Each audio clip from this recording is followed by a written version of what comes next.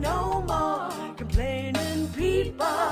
Their lives are changing. We're flying high, creating a complaint-free world. No more, no more. So as I said, we're going to jumpstart relationships over the next several days, and specifically we're going to talk about attitude. Now, the reason I want to share what I'm sharing with you, I want to give you, again, a little profile as to why. My third divorce just became final, and it's so easy to look super harshly on yourself and the world and love and everything else and become sullen and dark. And I realized that I have an intention to live another 39 years. So I don't necessarily want to be alone and don't feel that I have to be. And in fact, the fact that I've made some mistakes in the past, I want to learn from them. So when the divorce was final the other day, I sat down and I wrote out, what did I learn about myself? Because I have really, really worked on this. I've spent weekends journaling, asking myself tough questions, looking back on every relationship, examining my parents' relationship and how it was a model for my relationship between my brothers and I, and then ultimately the relationships we have. My brothers have also had multiple relationships that have not gone the long term. And so I want to talk with you very honestly about this because for two reasons. I was thinking about this morning. Number one, it helps hold myself accountable when I talk about these things. And number two, it helps me remind myself on a much deeper level of these things. And that's what I mean by accountable. So that's actually number one. Number two is that we all struggle with relationships. I think we are cursed to relate. In my book, Complaint-Free Relationships, I talk about this.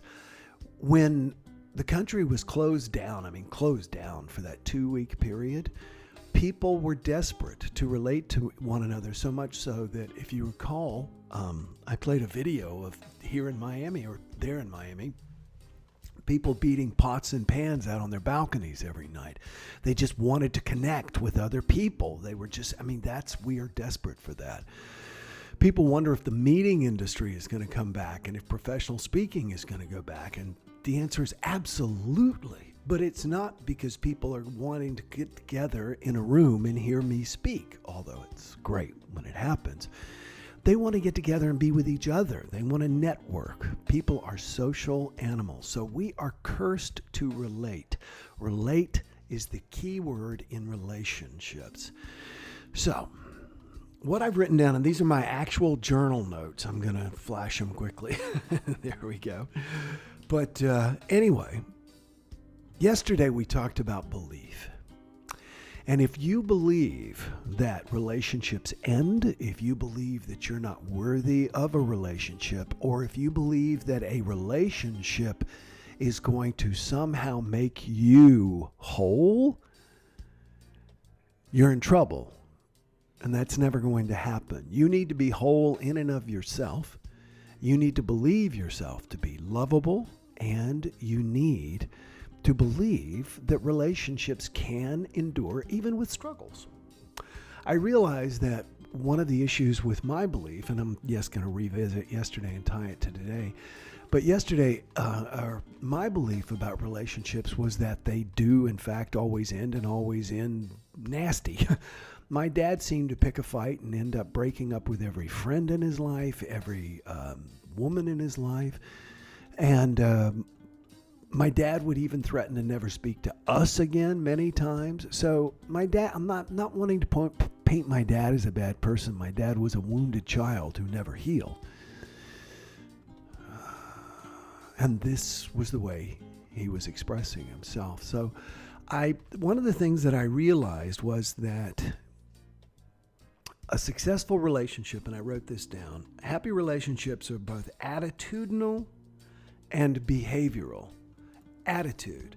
Here's what I said. The story you tell yourself about the other person is one of compassion, because we all have flaws and shortcomings. No matter how together, attractive, happy, or smart they appear, each of us is flawed, uncertain, and self-critical. We need love, understanding, and a willingness to smile, shrug, and let go of idiosyncrasies. My heart is pounding, I realize, as I read that, because I'm reading directly from my own journal notes to myself. And by the way, none of these things are things that I would hit myself up against the wall and say, hey, idiot, you totally screwed up in this department. I think I did pretty well, actually, looking back. And I'm certainly improving because my choice is to improve. And I want to talk with you about this idea of attitude, because the word attitude, I asked who here, my assistant next to me from Amazon, earlier, and I asked, what is attitude? And it basically, the definition is how you orient your mind. So how you orient your mind in relationships, that's what's important. What does that mean? Focusing on the long term, not the little things. Everybody is going to say and do stupid, little, forgetful things. I realized this morning, here's one of my idiosyncrasies, because I did it. I got up this morning at 6, did my thing as usual, walked around, went through the kitchen. I was like, why is every cabinet in the kitchen open and half the drawers? Who does this? The answer is me. And I'm sure that is difficult to be around when you're the other person. And yet sometimes you sit back and you smile and you let it go. The attitude is overcoming that hedonic adaptation we talk about. And that is our natural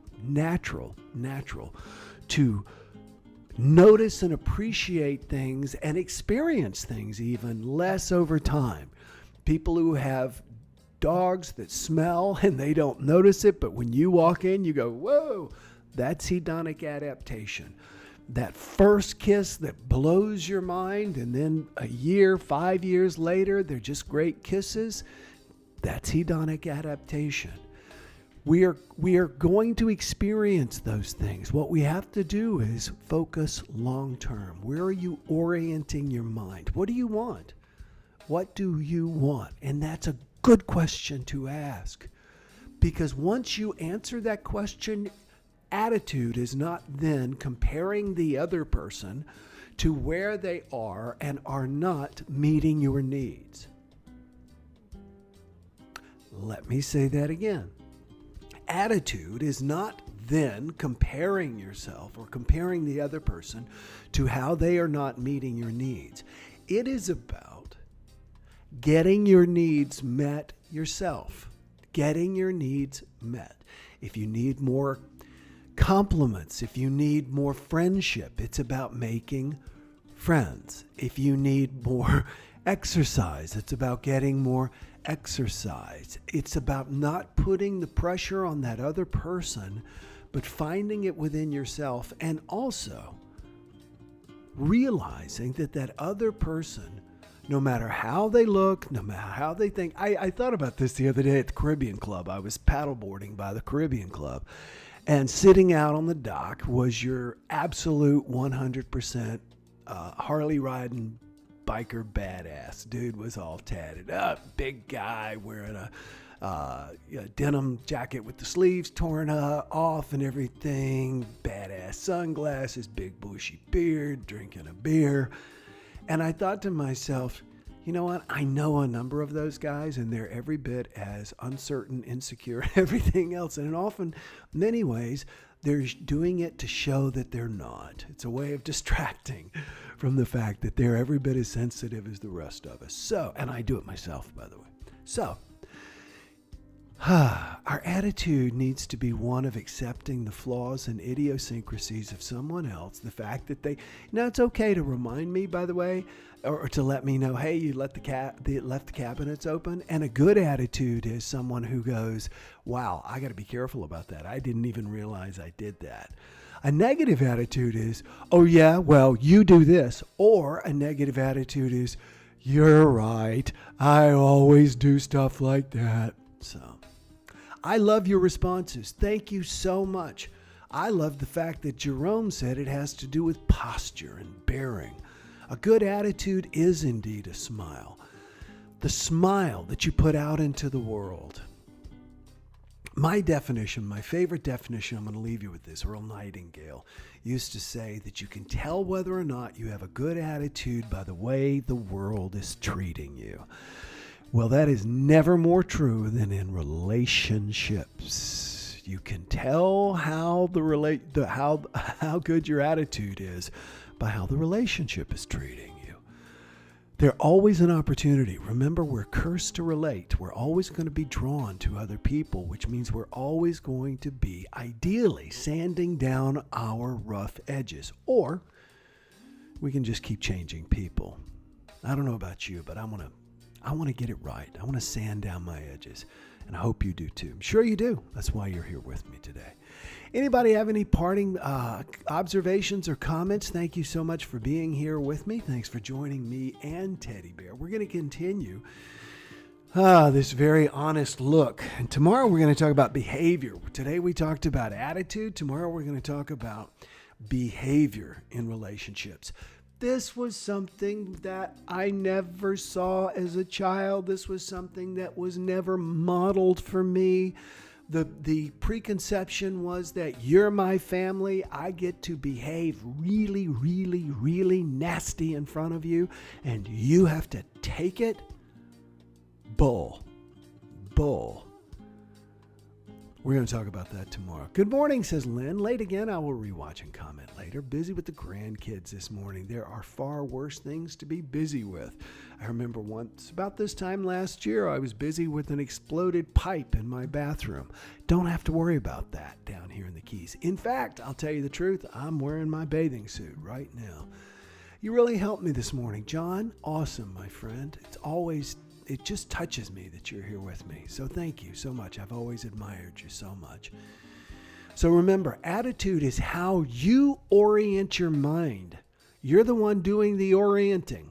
If you think you've got attitude issues, you need to do it differently.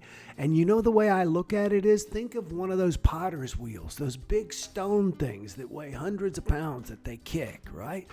Well, it takes a lot of kicking to get that son of a gun going in one direction, and then it gets going and it's hard to stop. And if your attitude is negative, it's hard to stop, but you got to start kicking it the other way, little by little by little.